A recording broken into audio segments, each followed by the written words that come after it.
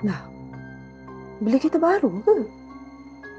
Deposit RM10,000. Banyak gila duit dia.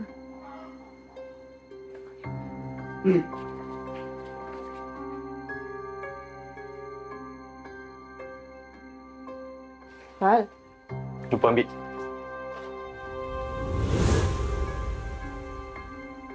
Not bad juga anak ikan ni sebenarnya. Pandai kau kumpul duit Tapi kalau kau bercerai dengan orang tua tu, maksudnya aku ada peluang lah kan?